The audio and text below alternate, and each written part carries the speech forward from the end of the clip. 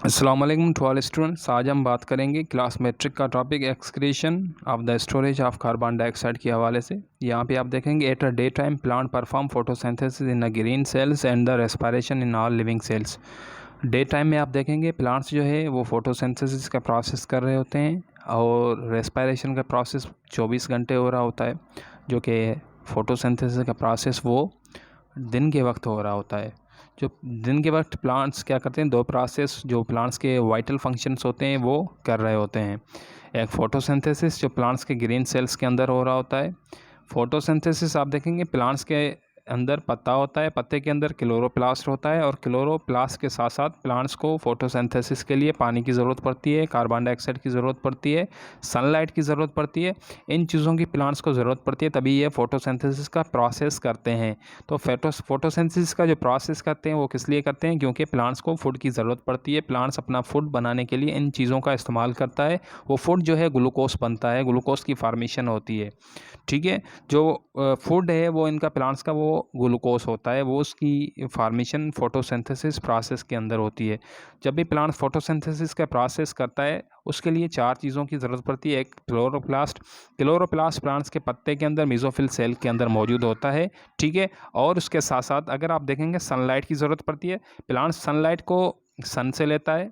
Plants को water की ज़रूरत पड़ती है, प्लांट वाटर सॉइल से लेता है। प्लांट को कार्बन डाइऑक्साइड की ज़रूरत पड़ती है, एटमॉस्फेयर से लेता है। तो प्लांट सनलाइट सन से लेता है, कार्बन डाइऑक्साइड एटमॉस्फेयर से लेता है, वाटर सॉइल से लेता है और क्लोरोप्लास्ट प्लांट्स के पत्ते के अंदर मेसोफिल सेल के अंदर ऑलरेडी मौजूद होता है। ये चीज़ें सब मिल जाती हैं तो प्लांट्स फोटोसिंथेसिस का प्रोसेस परफॉर्म करता है और इस प्रोसेस के अंदर प्लांट्स अपना फूड जो है वो मैन्युफैक्चर करते हैं और उसके अंदर फूड की फार्मेशन होती है। उस फूड को ग्लूकोज कहा जाता है। ये प्रोसेस दिन के वक्त हो रहा होता है। इसके अंदर लाइट रिएक्शन डार्क रिएक्शन होता है। लाइट रिएक्शन के ऊपर डार्क रिएक्शन डिपेंड करता है, उसके प्रोडक्ट के ऊपर चल रहा होता है। ठीक है, और उसके साथ साथ दूसरा रेस्पिरेशन का प्रोसेस है जो कि लिविंग सेल्स के अंदर हो रहा होता है, जबकि फोटोसिंथेसिस ग्रीन सेल्स के अंदर होता है। रेस्पिरेशन जो भी लिविंग सेल्स हैं उनके अंदर हो रहा होता है और 24 आवर्स चल रहा होता है। The carbon dioxide produced in respiration utilized in the photosynthesis। जो कार्बन डाइऑक्साइड रेस्पिरेशन के अंदर बाय प्रोडक्ट प्रोड्यूस होती है, जब भी रेस्पिरेशन का प्रोसेस होता है इसके अंदर ऑक्सीजन रिएक्ट करती है ग्लूकोज के साथ और ग्लूकोज जो है वो टूट जाता है और उससे कार्बन डाइऑक्साइड रिलीज होती है। उस कार्बन डाइऑक्साइड का इस्तेमाल फोटोसिंथेसिस के अंदर भी होता है और उसको फोटोसिंथेसिस के अंदर प्लांट्स इस्तेमाल करते हैं जो कार्बन डाइऑक्साइड रेस्पिरेशन के थ्रू मिलती है। when the rate of photosynthesis will be higher than the respiration। जब photosynthesis का process ज़्यादा हो जाता है respiration से, the plant gets extra carbon dioxide from the air and release the extra oxygen। जब भी photosynthesis process से रेस्पिरेशन का प्रोसेस ज़्यादा हो जाता है तो प्लांट्स को ज़्यादा कार्बन डाइऑक्साइड की ज़रूरत पड़ेगी, क्योंकि फोटोसिंथेसिस के लिए प्लांट्स को कार्बन डाइऑक्साइड की ज़रूरत पड़ती है। ये कार्बन डाइऑक्साइड प्लांट्स के अंदर रेस्पिरेशन का प्रोसेस हो रहा होता है वहाँ से मिलती है। तो अब प्रोसेस ज़्यादा चल रहा है, ज़्यादा अमाउंट में प्रोसेस चल रहा है फोटोसिंथेसिस का, तो कार्बन डाइऑक्साइड की ज़रूरत भी ज़्यादा पड़ेगी।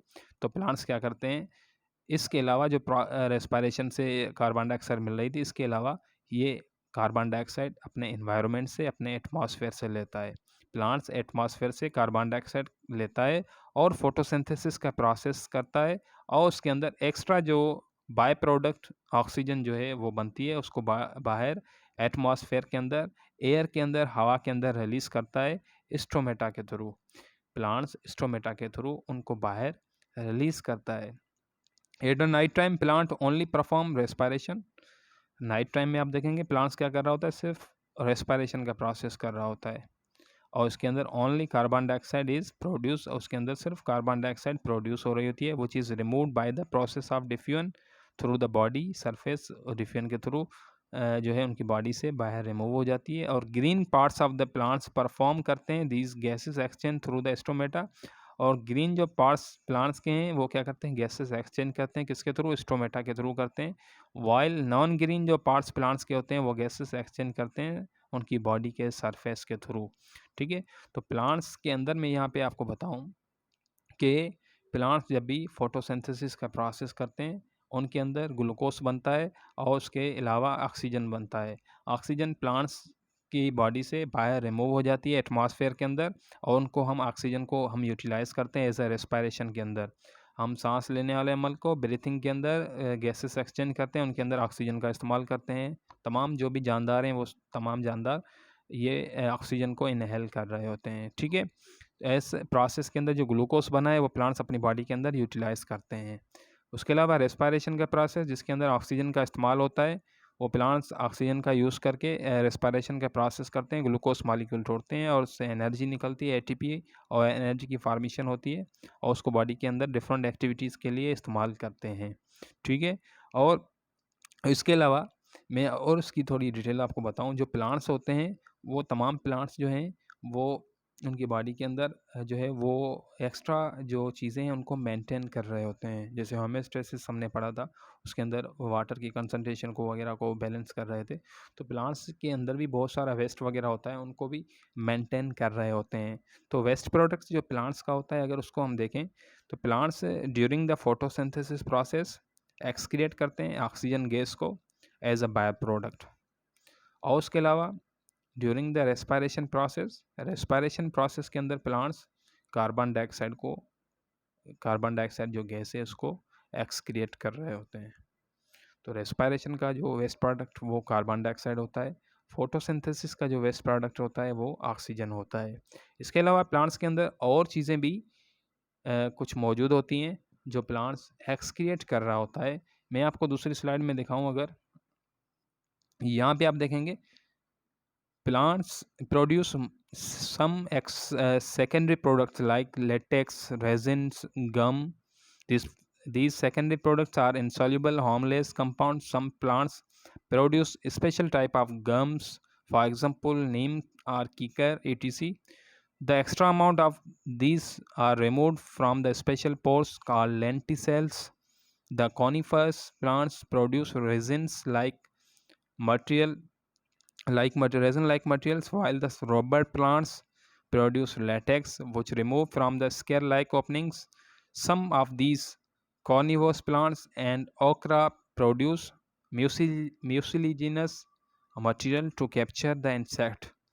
अब प्लांट्स के अंदर इन कार्बन डाइऑक्साइड और ऑक्सीजन के अलावा, इन गैसेस के अलावा कुछ और चीज़ें भी हैं जो कि रिलीज़ कर रहा होता है। उनके अंदर आप देखेंगे also some waste stored in the plant cell, part known as vacuole. आप प्लांट्स के अंदर देखेंगे, जो वेस्ट प्रोडक्ट होता है वो प्लांट्स स्टोर भी करता है कुछ टाइम उसको, जिसके अंदर प्लांट्स के अंदर सेल के अंदर वैक्यूल होता है बड़ी साइज़ का, उसके अंदर प्लांट्स इन वेस्ट को जो है स्टोर भी करके रखता है। कुछ सेल्स के अंदर वेस्ट होता है, वो सेल का जो है सेल के अंदर वैक्यूल के अंदर स्टोर करके रखता है।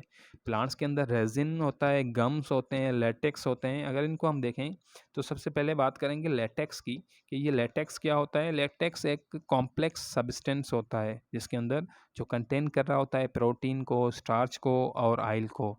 ये एक मिल्की वाइटिश लिक्विड फ्लूइड होता है जो कि तकरीबन एंजियोस्पर्म जो प्लांट्स होते हैं उनके अंदर 10% जो है उनके अंदर मिलता है, और उनकी बॉडी से जो है ये रिमूव हो रहा होता है लेटेक्स। उसके अलावा जो और उसके साथ साथ ये जो रिमूव हो रहा होता है एंजियोस्पर्म प्लांट से, अगर मैं बात करूँ तो वो रिमूव किस फॉर्म में होता है, किस फॉर्म में किस तरह से होता है। एंजियोस्पर्म प्लांट से ये रिमूव होता है, किसी ट्री से अगर रिमूव हो रहा है तो वो ड्रॉप की फॉर्म में लेटेक्स जो है वो रिमूव हो रहा होता है। उसके अलावा गम की बात करें तो पर इसके अंदर जो लेटेक्स है, लेटेक्स के अगर मैं यूजेस भी आपको बताऊं, लेटेक्स के कुछ यूजेस भी होते हैं। जैसे नेचुरल रबड़ है, उसके अंदर इसको इस्तेमाल किया जाता है। और उसके अलावा ग्लव्स वगैरह जो हैं, ग्लव्स जो हम पहनते हैं अपने हाथों पे, उन ग्लव्स के अंदर भी इस लेटेक्स का जो है इस्तेमाल किया जाता है। उसके अलावा कैप्स जो स्विमिंग की होती है, स्विमिंग जो लोग करते हैं उनकी जो स्विमिंग की जो कैप्स होती हैं उनके अंदर भी इसको इस्तेमाल किया जाता है लेटेक्स को। और उसके अलावा बैलून्स के अंदर भी, जो बैलून्स जो फॉर्मेशन करते हैं, बैलून्स जो बनते हैं उनके अंदर भी लेटेक्स का इस्तेमाल होता है। तो बैलून्स की फॉर्मेशन के अंदर भी लेटेक्स को इस्तेमाल किया जाता है। उसके अलावा गम्स की बात करेंगे, गम क्या है, ये भी एक नेचुरली सब्सटेंसेस है, और ये एक पॉलीसेकेराइड होता है। यूज़ तकरीबन ये इंडस्ट्रीज़ में होता है। कौन सी इंडस्ट्रीज़ के अंदर इस्तेमाल होता है? फूड इंडस्ट्रीज़ के अंदर इस गम को इस्तेमाल किया जाता है। इसके अंदर बहुत सारी स्वीट प्रोडक्ट्स जो हैं उनके अंदर स्वीट प्रोडक्ट्स वगैरह जो हैं वो बनाई जाती हैं। स्वीट कैंडीज़ वगैरह जो हैं, सॉफ्ट कैंडीज़ जो हैं, उनके अंदर इसको इस्तेमाल किया जाता है गम को। और उसके साथ-साथ च्युइंगम वगैरह जो हम खाते हैं, इन च्युइंगम के अंदर भी इन गम्स को इस्तेमाल किया जाता है, ठीक है? ये भी प्लांट्स के अंदर क्या है, कुछ वेस्ट हैं जिनको इस्तेमाल किया जाता है। गम जो है, गम क्या है, गम को कुछ और चीज़ों के अंदर भी इस्तेमाल किया जाता है, बाइंडिंग के लिए, बाइंड्स के लिए, पेंटिंग के लिए, ठीक है? फर्नीचर वगैरह जो जो पेंटिंग वगैरह होती है, उनके अंदर बाइंड्स जो बाइंडिंग वगैरह होती है, उनके अंदर भी इस गम को इस्तेमाल किया जाता है। इसके अलावा कुछ और आप देखेंगे चीज़ें इसके अंदर वेस्ट प्रोडक्ट्स प्लांट्स के अंदर होते हैं, वो आप देखेंगे रेज़िन्स होता है। रेज़िन किसको कहते हैं? रेज़िन भी एक नेचुरली सब्सटेंस होता है। इस रेज़िन नेचुरली सब्सटेंस होता है, मोस्टली जो है ये प्लांट्स रिलीज़ कर रहे होते हैं ड्रॉप की फॉर्म के अंदर, ठीक है? और उसके अलावा उसके अलावा मोस्टली जो प्लांट्स है ये ड्रॉप की फॉर्म में रिलीज़ कर रहे होते हैं। इनका काम क्या होता है? रेज़िन का काम होता है प्रोटेक्शन देना। प्लांट्स को आपको पता है प्लांट्स को बहुत सारी बीमारियाँ लगती है। प्लांट्स को बहुत सारी डिज़ीज़ होती हैं। उन डिज़ीज़ से प्लांट्स रोकने के लिए अपनी बॉडी से रेज़िन को रिलीज़ करता है। रेज़िन क्या करता है? प्रोटेक्शन प्रोवाइड करता है from the pathogen insects, fight करता है अगेंस्ट द प्लांट्स पैथोजन से।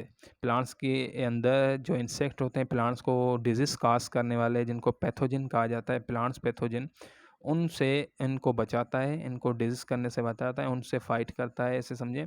रेज़िन जो है नेचुरली सब्सटेंसेस होता है और ये ड्रॉप की फॉर्म में इनसे रिलीज़ हो रहा होता है। अगर अ इसका आप देखेंगे ये किसके अंदर इस्तेमाल होता है और यूज़ किया जाता है इसको preparation for the varnish, polish वगैरह के लिए, फर्नीचर की जो पॉलिश वगैरह होती है उसके अंदर भी इसको इस्तेमाल किया जाता है, ठीक है? लैटेक्स की और मैं आपको थोड़ा बताऊँ, लेटेक्स के हवाले से ये एक मिल्की सब्सटेंसेस मैंने आपको बताया था और इसके अंदर प्रोटीन, स्टार्च वगैरह होते हैं, नेचुरली रबड़ वगैरह जो हैं, ये सब चीज़ें इसके अंदर बनती हैं और चिकल ट्री से जो है इसकी जो है ये मिलता है हमें, ठीक है? तो ये रेज़िन के हवाले से, रेज़िन है या गम है, लेटेक्स है, ये कुछ चीज़ें इनसे प्लांट से जो है वेस्ट प्रोडक्ट के तौर पे प्लांट्स की बॉडी से रिमूव होती हैं। और उसके अलावा लेंटिसेल्स की बात करूँ, यहाँ पे लिखा हुआ है लेंटिसेल्स। लेंटिसेल्स क्या है? ये एक पोरस टिश्यूज़ होते हैं और डिफरेंट डाइकोट जो प्लांट्स होते हैं उनकी रूट के अंदर ये पाए जाते हैं। और उसके अलावा म्यूसिलेजिनस यहाँ पे लिखा हुआ है। म्यूसिलेजिनस किसको कहते हैं? चिपकने वाली किसी चीज़ को कहते हैं, जो जिसके अंदर कोई चिपकने वाली चीज़ हो, जिससे कोई चीज़ चिपकती है, ठीक है? ग्लू लाइक ऐसी कोई चीज़ होती है, तो उस जेलिटियस सब्सटेंसेस होता है, ये उससे बना हुआ होता है, ठीक है? तो उम्मीद है कि तमाम बच्चों को ये प्लांट्स का जो वेस्ट है, वो सही तरह समझ में आ गया होगा। तो तमाम बच्चों से रिक्वेस्ट करूँगा कि मेरे चैनल को सब्सक्राइब करें, लाइक करें, कमेंट करें और शेयर करें। Thank you.